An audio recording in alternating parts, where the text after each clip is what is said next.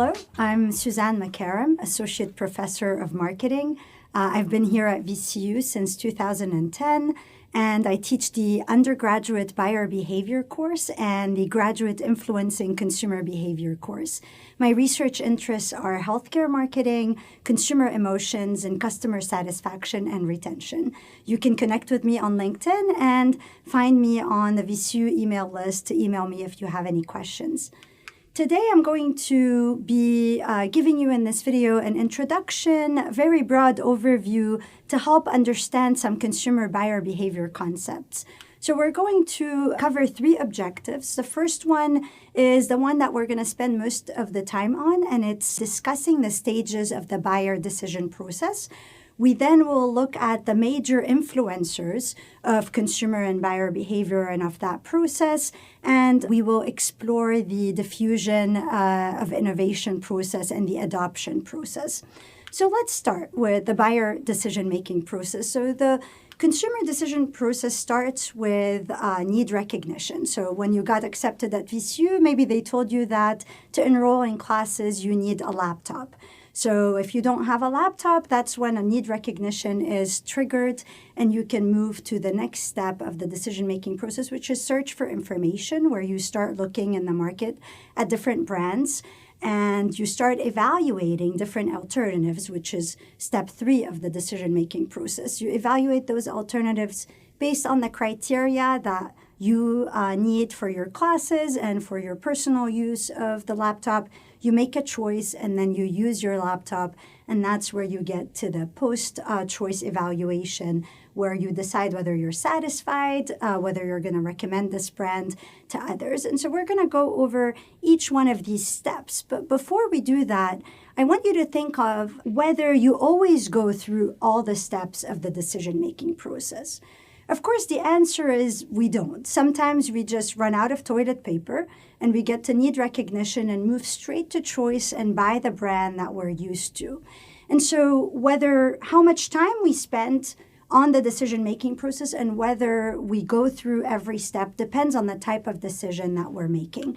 Sometimes we're making a habitual decision on one end. These are products that we purchase frequently. We're very familiar with the product category. Sometimes they're not very expensive, so they're inexpensive. They're not very risky. And so there we don't have to put too much thought into the decision process. On the other extreme, we have extended decision-making processes where we're buying something that's really important, highly risky. We don't purchase it often, usually expensive, such as buying a new car or a new house, or maybe the laptop you bought when you joined VCU. And so on that end, we spend more time and more thought into the decision-making, and we go through all the steps of the decision-making process. Now, whether we're making habitual or extended decision-making, we start with need recognition. So as I said, sometimes it's a change in your life. You get accepted to college, or you have a new job where you have new needs for professional clothes, for example. Sometimes it's just that we have a product and it breaks, like you drop your cell phone, or we see something in the marketplace that makes us feel that our ideal state could be better. So a new version of the phone that we already have that has better camera, and we start imagining, oh, what can I do with that new product? And so we upgrade. And all of these things can trigger need recognition, and many times marketers can help trigger need recognition by introducing innovations to the marketplace or new versions of old products. The second step of the decision-making process, if we're having a longer decision or a more important decision, is searching for information. And there, it's very important for marketers to know how to simplify the information they provide consumers so that consumers can use that information to make the best decision possible. And then also how to make that information accessible easily in the marketplace. And sometimes that could be through social media influencers, for example. There are many sources of information when consumers search for information. The sources that the company controls are called commercial sources. So that's the company website, the salespeople they hire, advertisements, or any type of promotion that the company makes are commercial sources. But we know that that's not what we rely on most of the time when we look for information about products and services. Many of us actually rely on personal and social sources. And it used to be that those sources are friends and family, but now it could be all the strangers online writing online reviews that we read and trust and that we find reliable and really easy to access. And the third type of external source of information are public sources. And those are less used, but they are highly reliable because they're considered a third-party source, such as a government study or a product testing magazine. And those types of sources are reliable, but less easy to find. Now, the next step in our decision-making process is to evaluate alternatives. And we don't evaluate everything that's in the marketplace. We don't even know all the brands that are in the marketplace. So we start with a set of brands that we know. This is what we call the retrieval set because it's the set of brands we can retrieve from memory.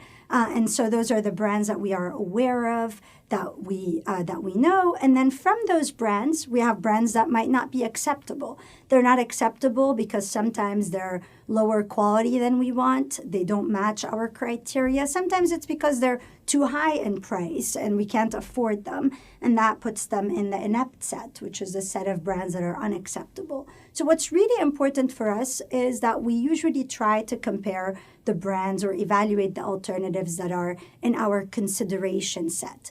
These are known brands that are acceptable to us. And so for a brand, it's really important to be in the awareness set. So many times if consumers don't know about you, you want to increase awareness as a first step. But then the next step is to try to be in that small set of acceptable brands, the consideration set. So how does a brand get into the consideration set of consumers? They have to match what the consumer segment that they're targeting needs. So they look at what are the consumer needs and wants when it comes to that product and service, and they try to match those what we call evaluative criteria, or the attributes that consumers use to evaluate a product or service. And so for that, we can have tangible attributes. So for example, for your laptop, it could be the size of the screen or the size of the memory, the weight of the laptop and its portability. But we could also have more intangible attributes that have an emotional meaning for consumers. So, for example, a company, sometimes we buy brands because the company has good corporate social responsibility, because they produce things that are sustainable. So it makes us feel better about ourselves and feel positive about consuming that brand. And so the evaluative criteria are really important to consumer choice. There are many ways that we make choices. We could spend hours just talking about how consumers make decisions. But for the purpose of this video, I'm just going to give two examples that happen to have TED Talks about them that I highly recommend. The first one is about the paradox of choice. This was based on Harvard Business Review study from 2006. We call it the JAM study. So what they did is they gave consumers 26 jams, different types of jams to try in a supermarket. And then another option was another day they gave consumers only 6 types of jams to try. And what they found is that the consumers who tried only 6 types of jams were much more likely to purchase at the end of the trying than those who had 26 choices to pick from. And so the paradox of choice says that the more choice we have, the more overwhelmed we could be about making a decision. So we get paralyzed, and it's counterproductive for marketers to offer too much choice. Another TED Talk, but also stream of research that's within the behavioral economics literature is by Dan Ariely, and the title of the talk is Are We in Control of Our Own Decisions? So I thought it's fun to introduce in this video. where we talk about how the context of our choices can engineer what choices we make. And so one example they gave is about organ donations in countries that have very similar cultures. So in Belgium, which is very similar to the Netherlands, organ donation is at about 98%, whereas in the Netherlands, organ donation is only 28% of the population.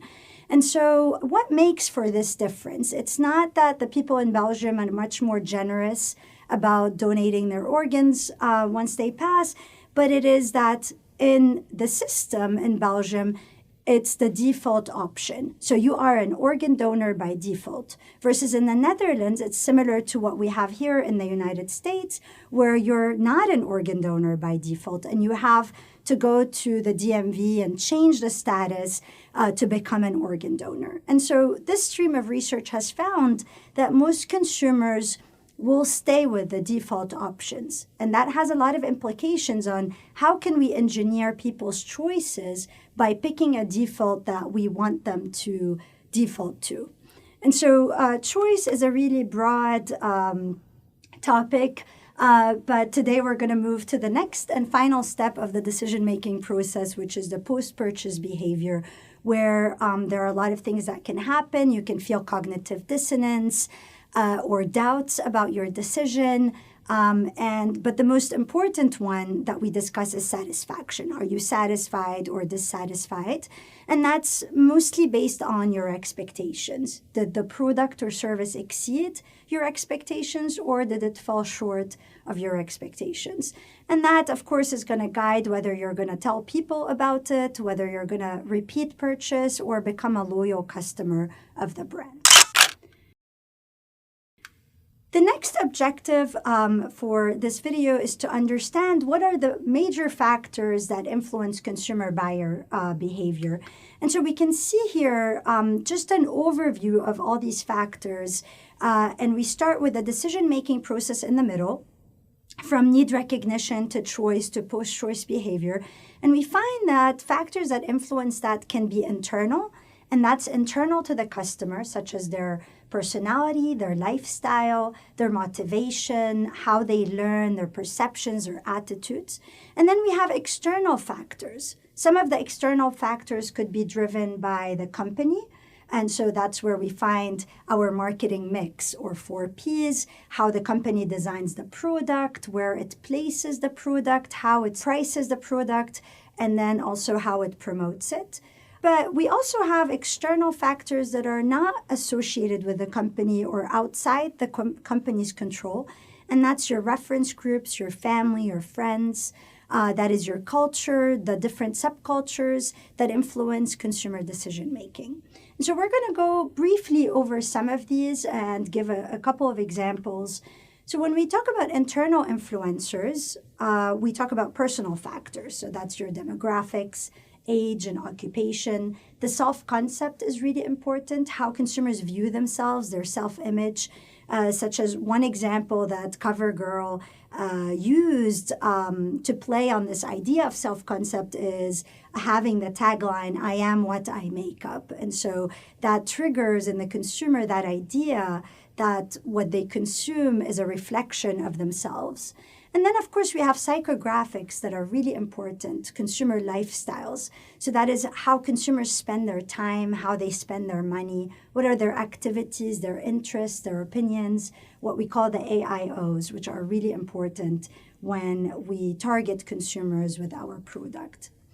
The psychographics of consumers, or the consumer lifestyles, are important, and that's why there are companies that follow what are the different lifestyle trends, and Euromonitor International is one of those, and they have a report yearly that says, oh, these are the newest trends in the marketplace when it comes to lifestyles. So in 2022, they had the climate changers, they had the digital seniors.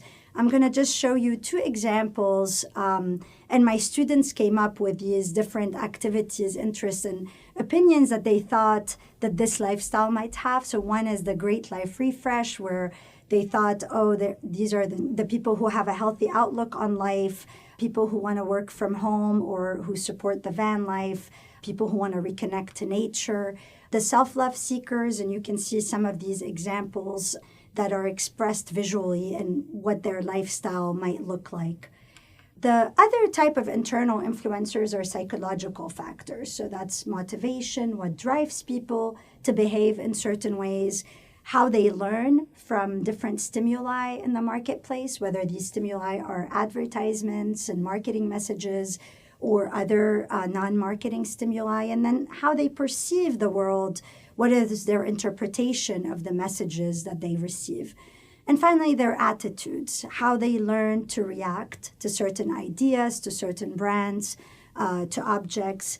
And then we have the external influencers, which, as I said before, include the marketing mix or 4Ps. They include culture and subculture, and then they include social, like family and reference groups.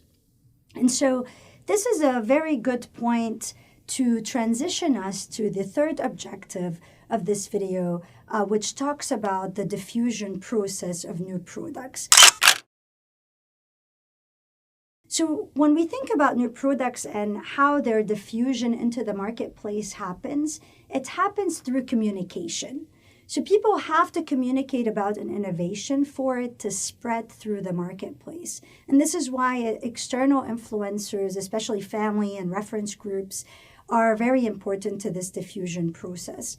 And so the Rogers diffusion of innovation theory proposes that there are 5 categories of adopters, and you can see how those categories match the product life cycle. And so it starts with the innovators, who are a small percentage, 2.5% of the population, and this applies mostly to the technology adoption. And so the innovators are high risk takers with high levels of resources. So usually they are able to pay a premium for innovations in the marketplace. But more important than them for the diffusion of an innovation and the spread of word of mouth about it are the early adopters. Those are 13.5% of the population, so they're a larger group. And they're usually opinion leaders who will spread the word about an innovation. And that's what's going to drive an innovation to spread to the early majority, who are definitely less risk taking than the early adopters and the innovators. And it will take them more time to adopt an innovation. And then later to the late majority who, if you like, maybe it's they're influenced by peer pressure. So their friends and family are the ones that are going to drive their adoption of an innovation. And finally, we have the laggards who might not adopt a technology until they have to. And maybe the technology that they have been using becomes obsolete and doesn't exist in the marketplace anymore. And so they have to move and adopt the innovation. Now, the diffusion process talks about how an innovation spreads in the marketplace, whereas the adoption process talks about how an individual goes through stages to adopt an innovation. And so these are the stages that an individual goes through until they get to adoption. So they start with awareness, then it moves to interest, they evaluate the innovation, and then they try it, and then finally they adopt it. So to learn more about buyer behavior, if you're interested in these types of topics, you can take Marketing 315, which is offered at VCU in person and also online in an asynchronous format. I also highly recommend a TED Talk playlist about how we make choices, and Thinking Fast and Slow if you prefer to read something. And that's a Daniel Kahneman book that has a lot of fun experiments that explain how we think as consumers. Thank you very much for the time you spent with me.